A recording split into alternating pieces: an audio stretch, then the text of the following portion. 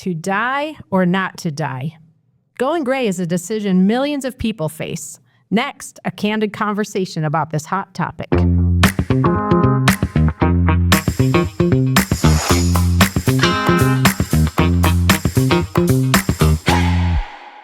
Welcome to Aging Unscripted, a podcast with a different perspective on aging. Here, we explore a wide range of topics, really focused on exploring, honoring, and celebrating the aging process.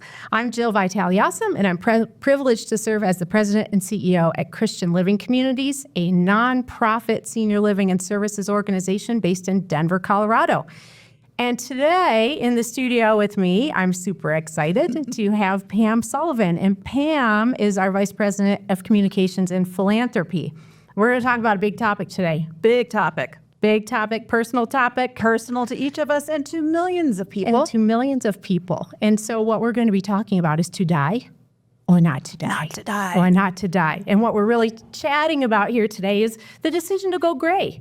Right? Big decision. Big decision. Big decision to start coloring. Big decision when you decide to go gray. And so for those of you who are just listening to the audio, what you are not seeing is Pam's beautiful head of silver hair. And Jill's beautiful hair. I am envious of yours, Pam. You've got the best going on. That takes a while. But you know, it really is. It's a big topic right now. There's a lot of celebrities that are deciding to age in a more natural way and maybe not color their hair.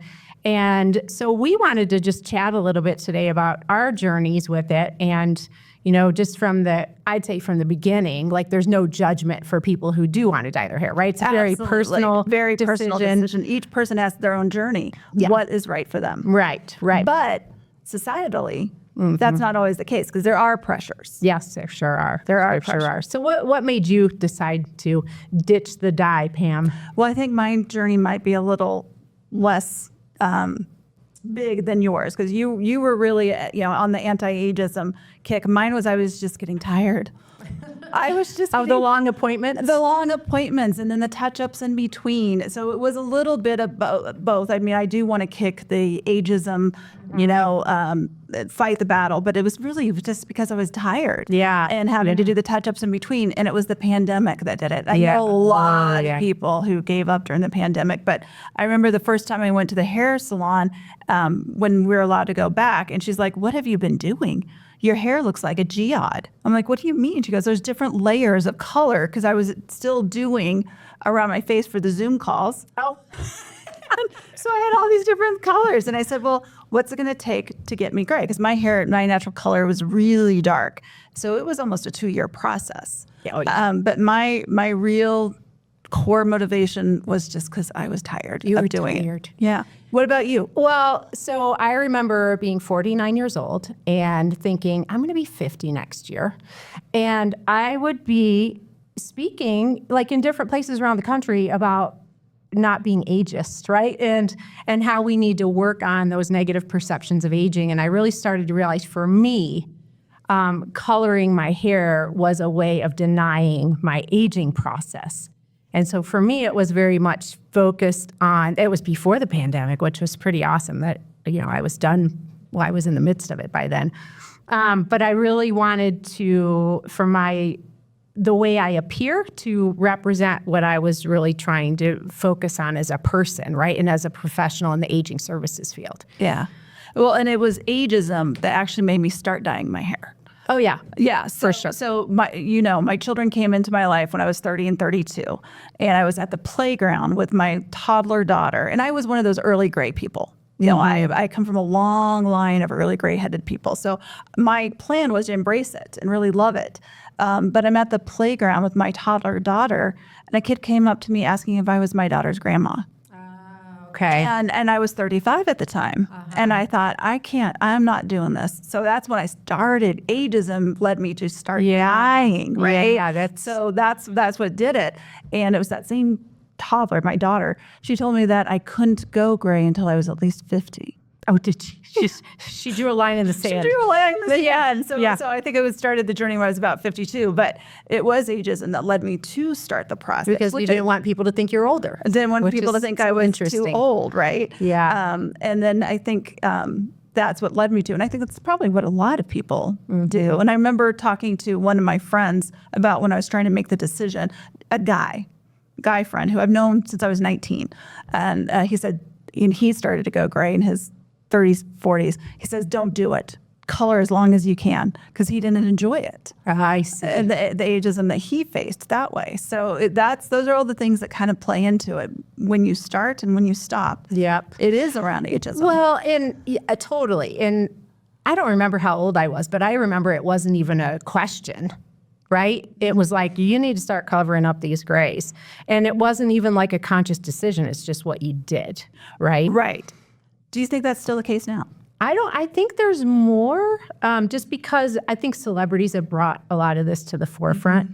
And there's been a lot of, there's been some, 10 years ago, nobody was talking about ageism, really. There were some, but it wasn't as big of a topic as it is now. So I think that's changed. One of the things that caused me consternation as I really thought about this is, well, you have a couple choices when you decide to go gray. You can, and I have dark hair, right? And I have been dyeing it dark. So you could strip all the color out of your hair and dye it gray, but then that leads to all kinds of hair breakage and all kinds of things like that. You could chop your hair off really short, and I didn't want to do that. And so I was just like, well, I'm going to live for 2 years with that demarcation line, right? Where it's it's an inch from your crown of your head that you still gray, and then I just had to, live with it. But I remember thinking as I'm growing out this dye, right, and it starts to turn orange at the ends by the time you're done. But I remember thinking as I'm growing out this dye and then slowly cutting it off, that at the same time I was releasing some of the really negative and limiting thoughts that I had about aging. So it was like this process that was happening on my head while I looked super funny and people looked at me really weird, but it was really reflecting what was happening inside me as I was doing it, which was kind of cool. I agree. I found it to be incredibly freeing. Not only freeing from the salon, and nothing against people who own salons and works in salons, you're great, but I didn't want to keep spending all my money and my time keeping my really dark hair. Yeah. When really I was more gray. Yeah. And I did find it to be really liberating not to be so concerned about that. And what was interesting, I was going to ask you this question too. My husband a couple months ago said to me, I think the best decision you ever made was to let yourself just go gray. And I said, really? What do you say? He goes, it looks great. You just seem like a different person. So what was your husband's reaction? Oh, he loved it. He was like, do it. And then he just says it looks great all the time. And now when we look back at pictures when my hair was dyed, we're like, that looked kind of weird. It looks on me anyway. weird. For me, it did, right? I did too, because my roots were off. Because you get to that point where the roots don't take the color anymore either. So, well, what's interesting? So when I was embarking on this, I joined a couple of Facebook groups for going gray, right? And Silver Sisters and things like that. And what was fascinating to me are the number of people who are posting and saying, I'm going to go back and dye my hair. I can't take it because my friend said, wow, you look old now. Or people keep saying, why are you letting yourself go? And just like the fact that women need a support group to stop dyeing their hair is like unbelievable. There is so much pressure. And I feel a lot more like I'm owning my age, right? I'm going to be 56 this year, and I'm super excited about that. And I think in addition to the hair color, right, as you said, ageism sometimes leads to coloring your hair, but for me, it freed me from a lot of that nonsense. Have you, however, experienced now that you're gray, how people refer to you changed? Like ma'am? I got ma'am a lot more after I went yeah. gray. And I do think there are people, especially, and not to sound ageist, but younger people think I'm older than I am. Yeah. Simply because I have the gray hair. Sometimes when somebody opens the door for me when I'm walking in a store, I'm like, did they do that because they're being nice or because they think so those things go through my head. Then I'm like, I kind of at a place where I don't care. I kind of am too. And that's been the freeing piece of this. What's also interesting is your friend groups.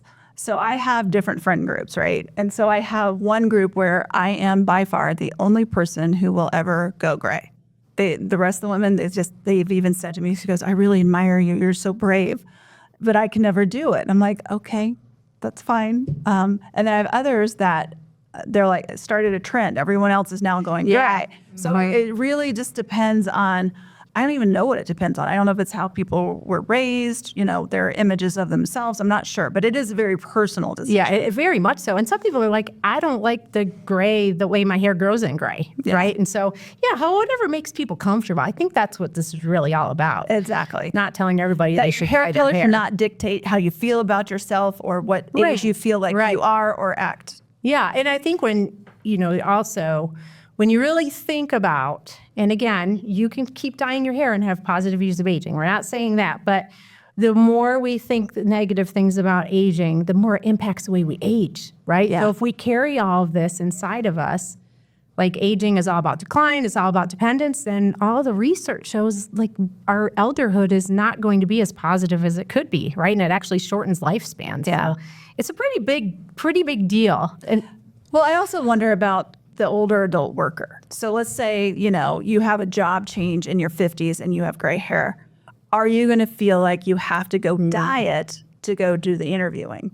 Have we, I don't think we've progressed enough that's not going to go through somebody's mind. I think we're lucky working in aging services. I think we're very But I different. think you're right. It could be a very a different situation. I think if we were in a whole different, I don't know what business, but, very forward-facing business, we would think twice about it. We may not have ever made That a is decision. very true. Yeah. So we're lucky that way. In many ways to be in this field. Yeah. Because it's the best field there is. There's the best field there is. And to all the women and men who die or not to die, we support you in whatever your decision is. But we really welcome you to be openly gray because it's been great for us so Yeah, far. it really has been. And then you see a lot of times I'll see other women who have like amazing, beautiful gray hair. And I'm like, that looks great. And I always try to make sure to tell people that too, so they get that positive feedback as well.